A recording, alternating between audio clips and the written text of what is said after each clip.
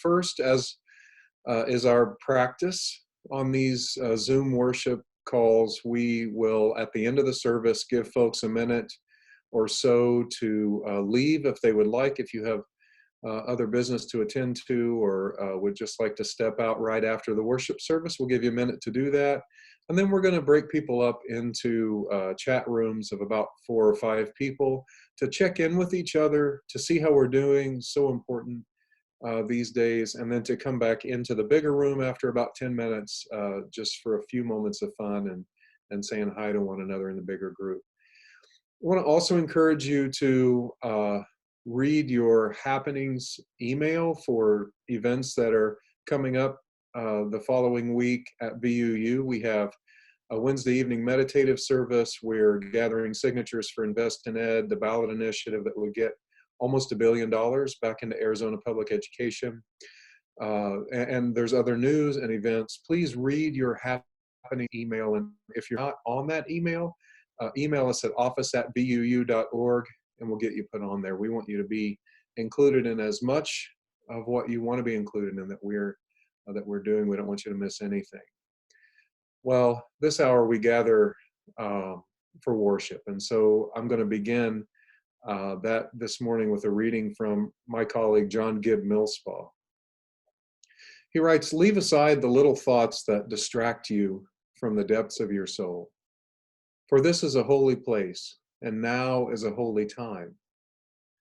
Join with the others in this virtual room, this community of seekers, and together let us find our Sabbath. Come, let us worship together." Well, if you have a chalice or a candle that you plan to light this morning, please bring that near as we light our chalices and read together our chalice lighting words, which will appear on the screen before you. We kindle this flame, symbol of our faith, for the light of truth, the warmth of community, and the fire of love, which calls us to work for justice. Good morning and welcome to Valley Unitarian Universalist Congregation. I'm Melanie Clunan-Schulte, and I'm so happy to be your worship associate this morning.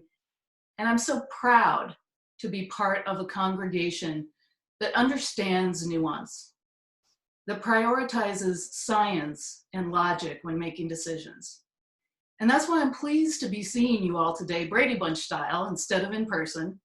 I look forward to the day when it will be in person, but that's not yet. And on this Memorial Day weekend, when we officially honor those who have died fighting in the armed services and unofficially remember our own relatives who have passed on, I've been thinking about all those who came before with a more empathetic understanding than in years past. It's one thing to read in a textbook about the 1918 influenza or the austerities of the Great Depression, but it's another to realize that we always view history through the lens of knowing the outcome, while those who lived it didn't know whether they would be victorious in war or whether society could survive the hardships they were traversing at the time. When I, as a little 5-year-old girl, used to pick the lock to the bathroom and barge in on my grandfather as he put his dentures in and laugh, how much of his patience with me was just a personality trait, and how much of it may have come from having survived malaria while stationed in the South Pacific during World War II. I wonder if during those days, not knowing if he would ever survive to have a family, and having lived through that, made him a little more kind toward a mischievous 5-year-old granddaughter. It is comforting to know that those who came before us faced the same fears, anxieties, and disappointments that we do today, even as the world changes at a pace so rapid that it looks completely different in comparison to just 50 years ago, let alone 100 or more. By mathematical estimates, there have been 300 generations of humans. And those who came before us loved and lost, felt joy and boredom, and suffered through world events that often disrupted their lives for years at a time, or even forever. Knowing that makes it a bit easier, I think, to put a few weeks or months of disruption into better perspective. There is a great power in the concept of stay. Sticking with things even when it's uncomfortable is what allows for long-term marriages, for professions that require years of training. And right now, as we see those around us growing impatient with isolation and are maybe tempted to join the crowd, it's what allows us to abide with some discomfort and ride the waves of alternating emotions. That was easier, I think, when the whole world was in the same situation. For me, there was a certain joy in knowing that my favorite celebrity in Los Angeles, a businessman in New Zealand, a gondolier in Italy, were all at home, just like I was. And reports of the environmental improvements coming from a world temporarily on pause were cause for some optimism amidst the terrible news of the day. But now, as the shared solidarity has been fractured in the last couple of weeks, and everyone has to decide what their own level of risk management looks like, it's hard not to give in to judgmental feelings. A great tongue-in-cheek article in the Boston Globe last week had the title, "Everyone is doing social distancing wrong except me." And maybe we've all felt that way. But that kind of thinking only serves to make us feel more isolated. It's a struggle to balance having enough conviction in what is right to stay the course while maintaining enough humility to avoid becoming sanctimonious. That's just one of the challenges that we're all facing right now. But human beings have 300 generations of experience in dealing with challenges. And on Memorial Day, I'll be remembering them and trying to tap into that collective wisdom. And now let us sing together, Standing on the Side of Love.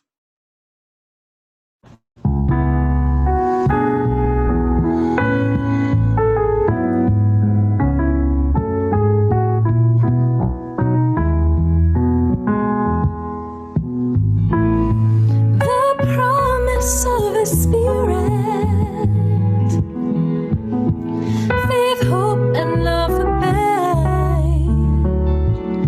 And so every soul is blessed and made whole. The truth in our hearts is our guide.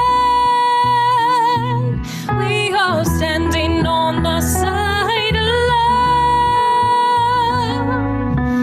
hands joined together as hearts beat as one. Embodied by faith, we dare to proclaim we are standing on the side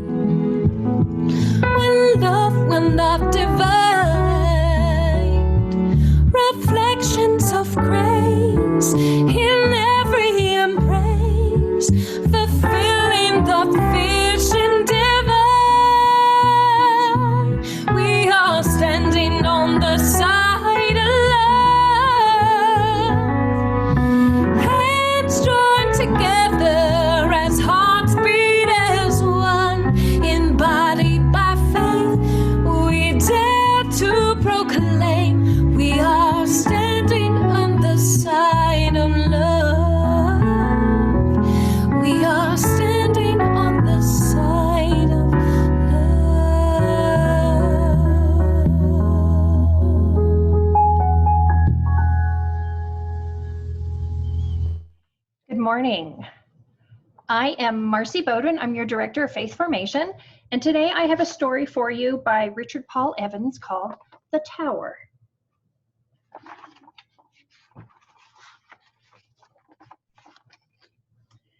There once was a young man who desired to be great, but he did not know how to become great. So he went to the oldest man in the small village where he lived, for all trusted the old man and considered him wise. "What is it to be great?" the young man asked. "To be great is to be looked up to," said the old man. The young man considered his words. Then he went home and built himself a platform to stand on. He took his platform to the center of the village, stood on it. "Now everyone must look up to me." But not everyone did. That afternoon, a very tall man walked by. I must build a taller platform," he said, and he sawed off bamboo poles and added longer legs to his platform. Now he could see the top of the villagers' heads. "Now I am greater than they," he said, looking down on the people. They all must look up to me." "Not I," said a small voice, and he glanced around. A little girl stared down at him from the window of a pagoda. "Well, this will not do," said the young man. "What I need is a tower higher than anything ever built in this village." He went to work building his tower. He chopped down an entire forest of trees and dragged them to the top of a hill. He worked long and hard every day, from sunrise to late at night. He did not have time for family or friends or sunset walks along the banks of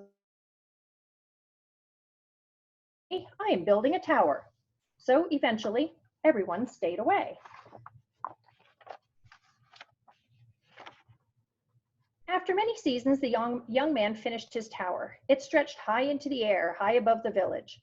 It was taller than the Pagoda of Dragons, higher even than the Emperor's palace in the land to the north. The young man was tired, but he said, "I am the greatest man in the land." There was only room for one at the top of his tower, and the young man soon found that he was lonely. But he told himself that did not matter, for a great man must often walk alone. Besides, he reasoned, why would he want to associate with those so much lower than himself? One day, a bird flying by saw the young man on the top of the tower. It flew down and lit on his knee. "What are you doing up here?" the bird asked. Normally, the young man would have sent away such a common bird, but today he was feeling especially lonely, and he welcomed the company. "I'm a great man," he said. "Is that so?" said the bird. "A great man is an uncommon and good thing. I've always wanted to see a great man. Let me take a look at you." The bird flew around the man, then it landed again on the young man's knee. "Excuse me for saying so, but I do not see anything about you that is so different from any other man. What makes you great?" the bird asked. The young man smiled smugly. He did not expect a bird to know such things as what makes a man great. "Let me explain," he said. "I am much higher than everyone else. All must look up to me." And he pointed to the people in the village below. "See how small they are from here?" "It would appear so," said the bird. "But then perhaps from the ground you appear small to them." For a moment the man puzzled, and then he said, "No matter, I'm above them all. While they crawl with the animals and work with the low fields, I sit high above them in the clouds." "Well, you are high indeed," said the bird. "It's a very long way to fall." "I will not fall," said the man. "My tower is strong, the likes of which have never been seen in this kingdom." "All towers fall," said the bird, "with time." The man ignored the bird's warnings. He thought himself much too great to heed a common bird.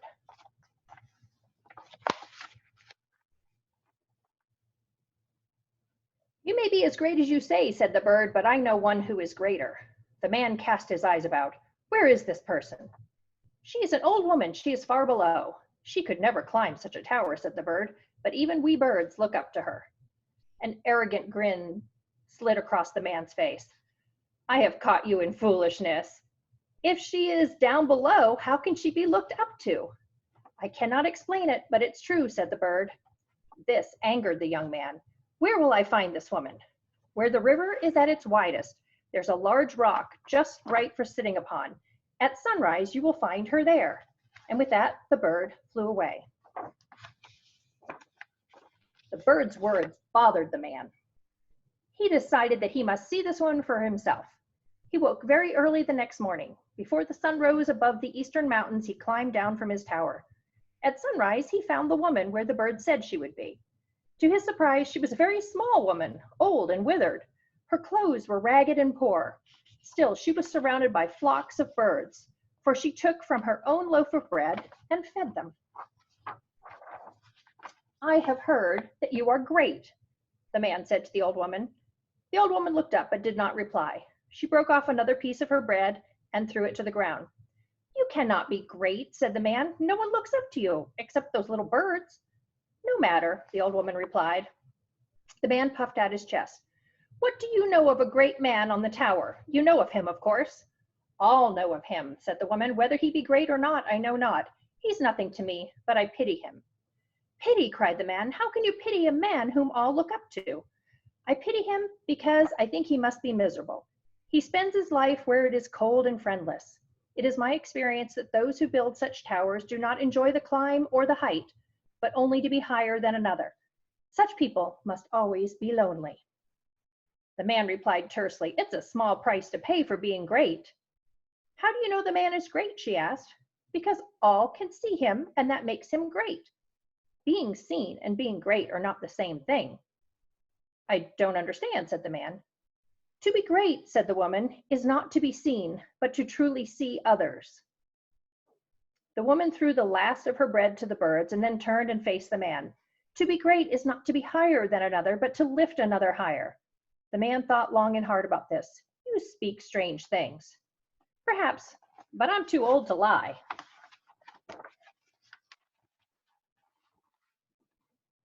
Turned and walked back to his tower. As he walked, he came to a group of children playing. From his tower, he could not hear the laughter of children, so he stopped to listen to it.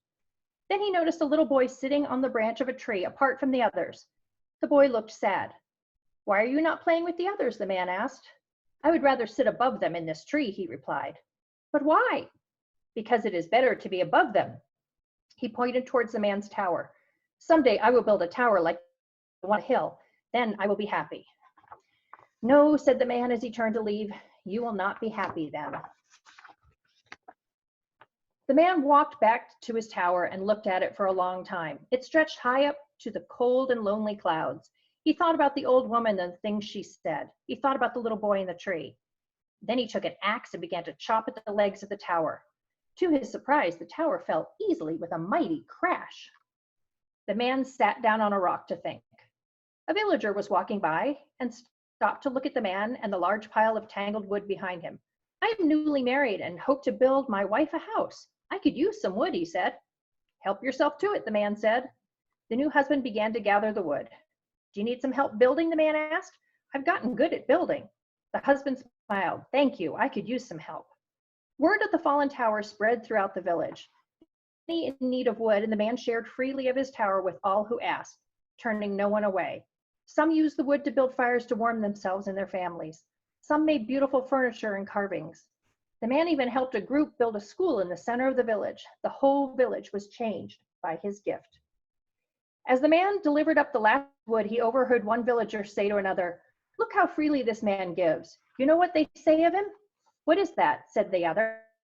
"It is said that he is a truly great man."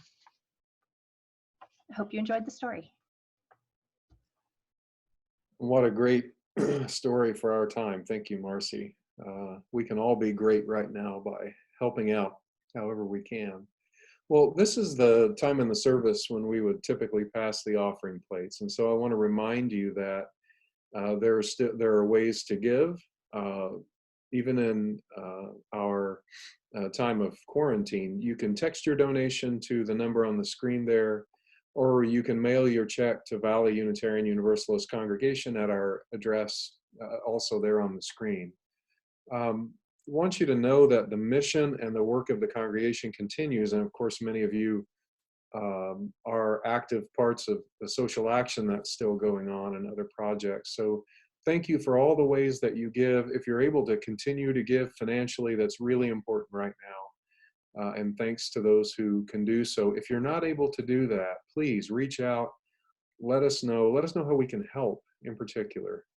And as always, thank you for your generosity. we're going to settle now into a time of meditation, time of prayer. So I would invite you to settle in as we begin by singing a unique arrangement of Woyaya.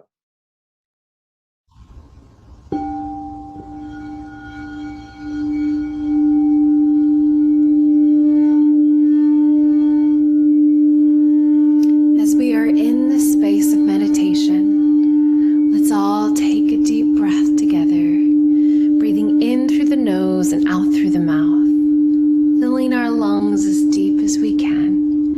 Breathe in and out. Let's take one more breath together, letting go all of the worries of the day. Breathing in and out.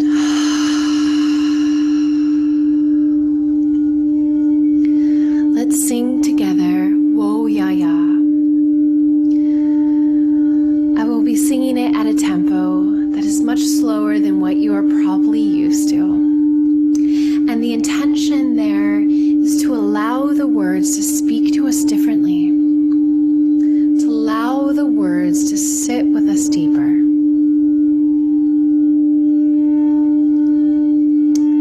Let's let the singing bowls relax our bodies, quiet the mind, and open our hearts as we sing Wo Ya Ya.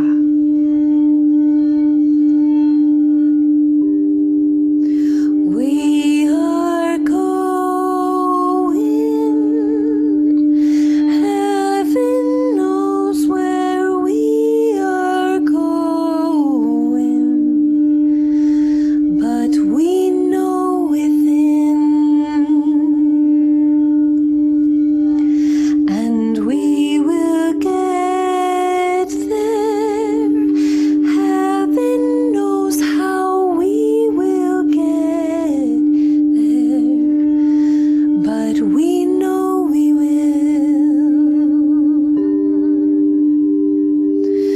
It will be hard, we know,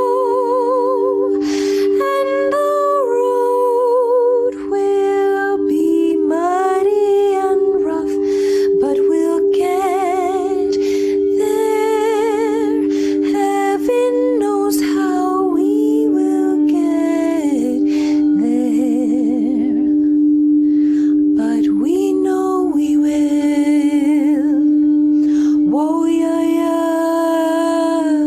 wo ya ya,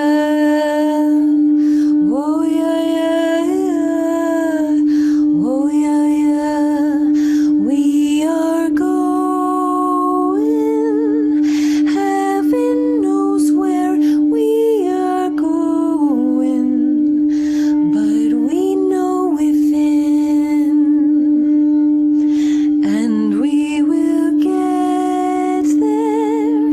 Heaven knows how we will get there, but we know we will.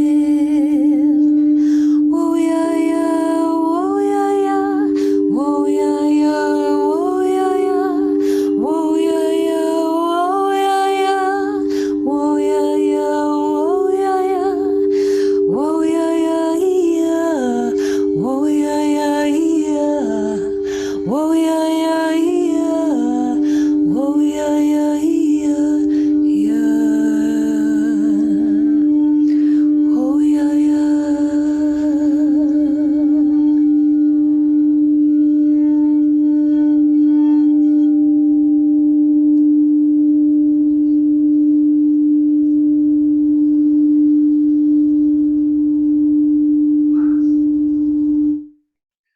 Please join me in a spirit of prayer.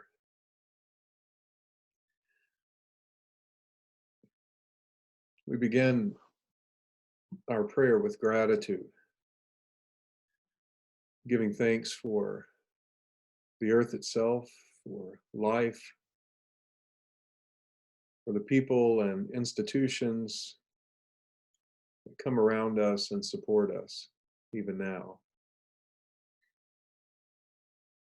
We pause for a moment to hold in our hearts the nearly 100,000 Americans who have died from COVID-19. So many people hurting, so many families missing loved ones this holiday weekend. We pause in silence to hold them in our hearts.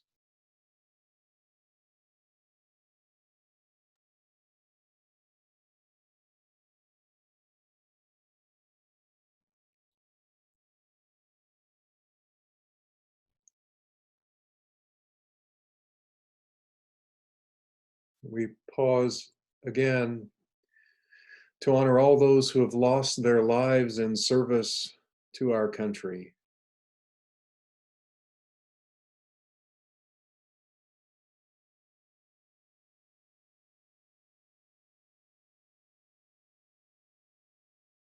We honor the courage of those whose lives have been lost in military service. Their sense of sacrifice for the greater good is an inspiration to us. May we all honor their service by making our world a kinder, more compassionate place so that one day there will be no calls to war. May it be so, and soon. Amen. We're going to move to a video recorded by Barbara Metz and her late husband, John Metz. Barbara's a member here at VUU. In the beginning, there are some images and some text, but there's no sound. And then about a minute into the video, there's a cello and piano piece written for Memorial Day.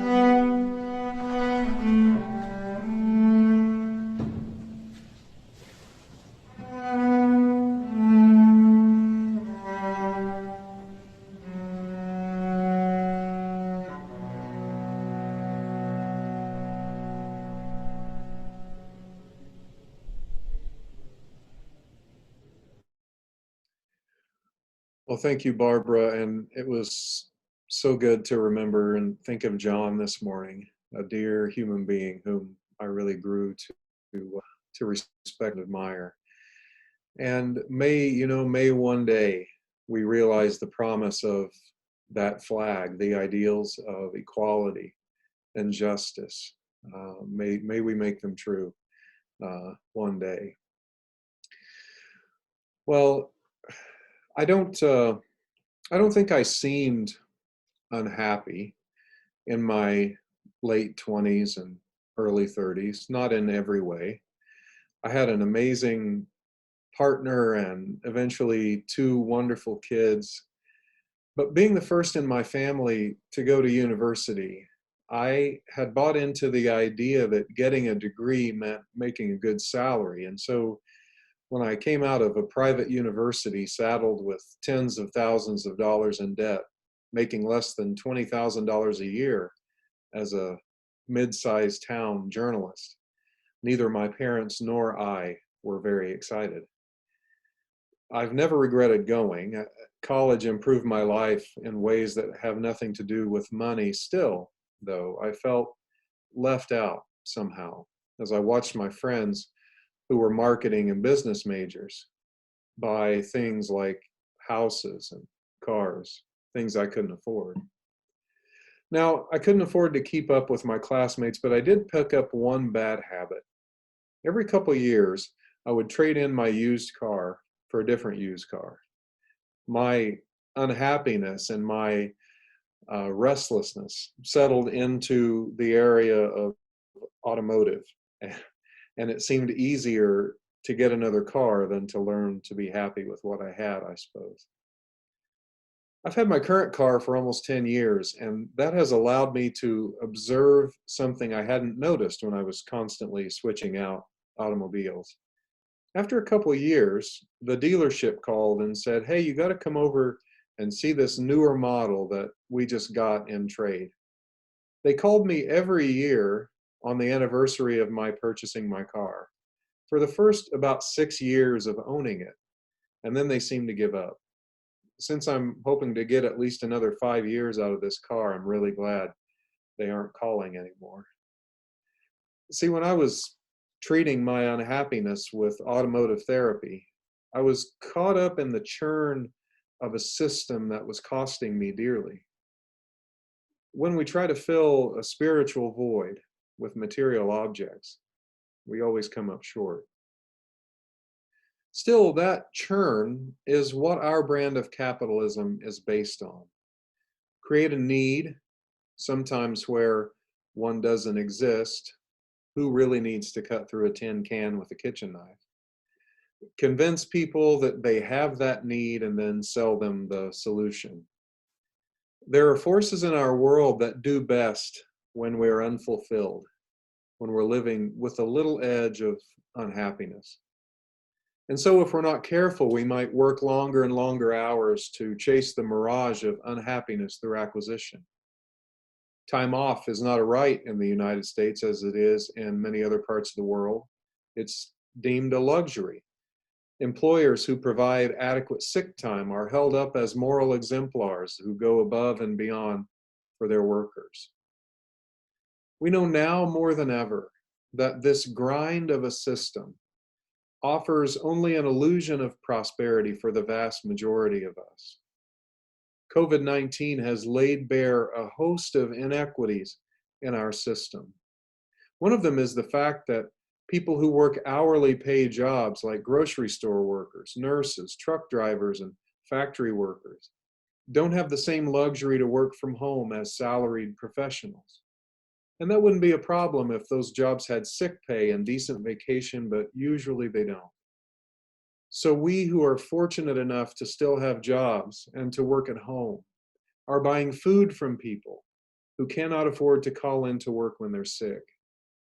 Jeff Bezos of Amazon fame is adding tens of millions of dollars to his wealth while the pandemic is raging, but still refuses to offer all of his workers sick pay. In a system like this one, how can we truly have Sabbath? And how can we ensure that a Sabbath is available to everyone, not just to those with the means to make it happen? Before I propose an answer to that, let me say that one of my least favorite things is people who always think they're the smartest people in the room, who just show up to be a thundercloud over other people's ideas. To my great joy, these folks are being proven wrong daily right now. We can't pause student loan repayment, they said, without penalty, not even possible. But now we've done that. We can't just provide money to prevent evicting people whose medical bills keep them from paying rent or mortgage. We can't leave water and electricity on when people can't pay for it. We can't, but we have. COVID isn't just exposing the worst parts of our fundamentalist capitalist state religion. It's also making it obvious that some of the things we thought were necessary simply are not. It has created a powerful moment in which it has become clear that so much is possible if we have the will to make it so. It's in that spirit that I ask again this morning, how can we ensure that a Sabbath is available to everyone? I want to propose a couple things that we can do. The first is to take a Sabbath yourself. All of us would benefit from stepping off the wheel for a while, to begin to see ourselves as something other than consumers and producers. Remember, that was the impetus for the original Sabbath. The people of Israel were slaves in Egypt, forced to work long, arduous hours making bricks. And as soon as they escaped, they said, no matter what else we do in our new home, we'll make sure that everyone, all the way down to our animals, including people from other countries who are passing through our place, we'll make sure that all of them have time for a day of rest. Now, it's important to remember that Sabbath isn't just a day off. I know ministers who take what they call their Sabbath, but they're darting here and there, running errands they didn't have time for in their 6 days of work. Well, that's not quite what Sabbath was intended for. Originally, there were lots of things that the people of Israel were prohibited from doing on Sabbath. But there were also plenty of things that they were supposed to do as well. Read and recite scripture, attend worship. In other words, Sabbath was a day of rest intended to realign them with the values they held most dear. As I gather with you all in groups, I hear you talking about the ways in which you're discovering in these days what's truly important to you. Connection, family, meaningful work. This pause is reconnecting us with our most deeply held values. These are the things that remind us of our true identity as human beings beyond consuming and producing. Personally, I found that hanging onto my car is one of several actions that have helped me step off the wheel and realize I don't need nearly as much as I thought I did. Since I've realized that, I feel I've reclaimed my identity. Sabbath has become more possible. So maybe the most important thing we can do to create a system of Sabbath that's available to everyone is to truly take a Sabbath of our own. And right behind that, paired with that action, is advocating for others to have the same possibility. The word essential has become a buzzword in our pandemic. Now, I thought I knew what essential meant. For example, it's essential that I drink water, so I make sure I have access to clean drinking water, and I keep some around so I can sip on it throughout the day. I pay for water service gladly. I do all those things because, again, drinking water is essential. But since COVID, I've been wondering whether maybe I don't understand what the word means after all. Essential workers. Now, in a way, I love that designation. Nurses, firefighters, grocery store workers, restaurant workers, truck drivers, they've been designated essential. And I say right on, they are essential. They always have been. And maybe now people will stop walking by them without giving them a second glance. But being declared essential doesn't seem like such a good thing right now. Many of them are forced to go to work in unsafe conditions. Most of them are underpaid, especially since $15 an hour is controversial as a minimum wage, but the National Low Income Housing Coalition tells us it takes almost $18 an hour nationally to afford a one-bedroom apartment, $22 an hour to afford a two-bedroom house. Many of the people we have deemed essential, especially including teachers, many of whom have master's degrees, work more than one job just to be able to afford to live a lower middle class lifestyle and support their own children. It'll take a lot of work to create a system of Sabbath that includes these dear people. In the past, it has meant collective bargaining and labor unions and blood spilled to fight back the greed of those who would hoard money. Maybe a pandemic will give us a jump this go around. Our struggle will not be so different from the one faced by the ancient Hebrew people. It seems that as the years went by, some came to question who really deserved to rest on Sabbath. What made a person an Israelite, after all? Who was a child of God? We can trace the debate over time by looking at two ancient texts, Deuteronomy and Isaiah. Deuteronomy, which was written first, lists the people who should not be included in Sabbath. People from various countries who hadn't been as generous as the author thought they should have been with the people of Israel, excluded. People with various disabilities even, excluded. But by the time of Isaiah, the author there writes a corrective to that exclusivism. He says that people from other countries should be included in the Sabbath and expressly mentions people with the disabilities who were excluded before. It seems that over time, more and more people became included in the promise of Sabbath, but it was always a struggle. Universalism, part of our own faith tradition, has at its core the belief that every single human being is born with a worth and dignity that cannot be oppressed, that they do not have to earn.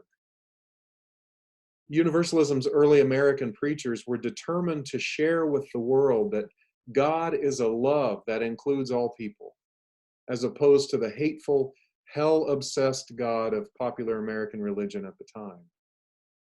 That being true, our own faith tradition calls us to work for the inclusion of all people in the promise of Sabbath rest. Hebrew Bible scholar Walter Brueggemann writes of the theology of Isaiah, who broadened Sabbath. The community welcomes members of any race or nation, any gender or social condition, so long as that person is defined by mercy, justice, and compassion, and not competition, achievement, production, or acquisition. There is no mention of purity, only work stoppage with a neighborly pause for humanness, end quote. That's true of Unitarian Universalism too. Now these days, there's a whole lot of talk about who should be excluded. People who are making a low wage just aren't working hard enough, some say, or haven't taken advantage of all the opportunities available to them. But I think that's usually just a lazy way to avoid a more complex discussion about the fact that people who are essential to our way of life are not being paid enough to sustain that way of life for themselves. The solution will take more than bumper sticker slogans. It will require us to muster all the stamina we can and to work with our elected officials, to email them and call them and email them and call them again, to make the post-COVID world more inclusive than the one that I believe is actively ending. But friends, how can I truly rest when I know that my Sabbath requires many others to forego theirs? We can build a system of Sabbath that includes everyone. We have a rare opening in front of us to do that. Let us get to work building a new way together. Let's sing that song now, Building a New Way. May it be so. Amen.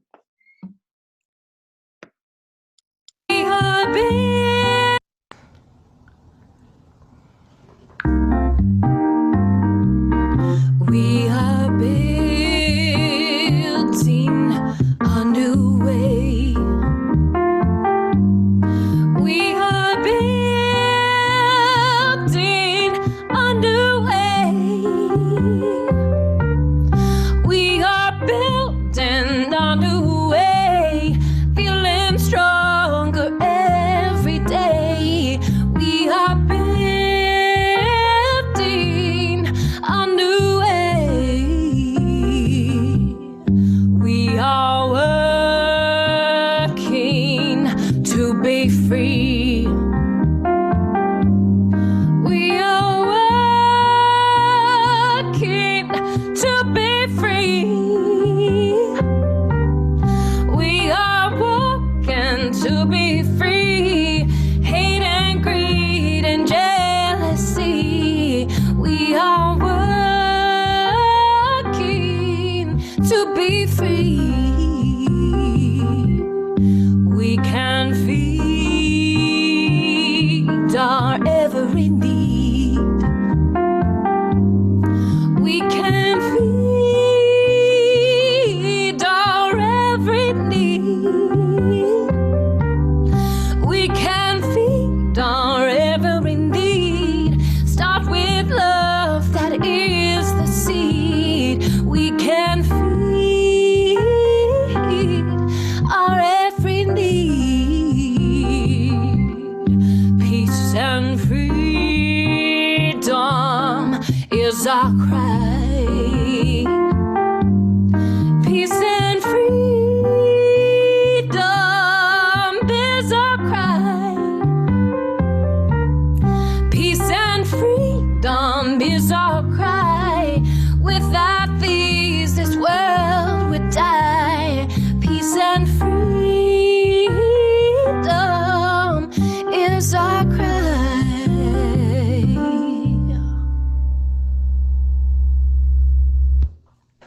And now, if you'll join with me in reciting the words by which we extinguish our chalice. Though we extinguish the chalice, our connection to each other and this community remains.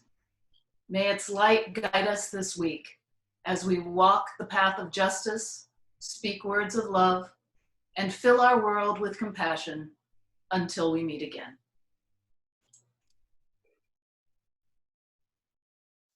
Well, friends, prayers and blessings for a safe Memorial Day weekend. If you're a veteran of the military service, thank you for all you do. And we remember those who have lost their lives in military service this weekend. And now may life bless you and keep you. May the Spirit make its face to shine on you and be gracious unto you. May the universe pour out the fullness of its blessings on you and bring you peace. Go in peace, dear friends, to love and serve one another. Amen.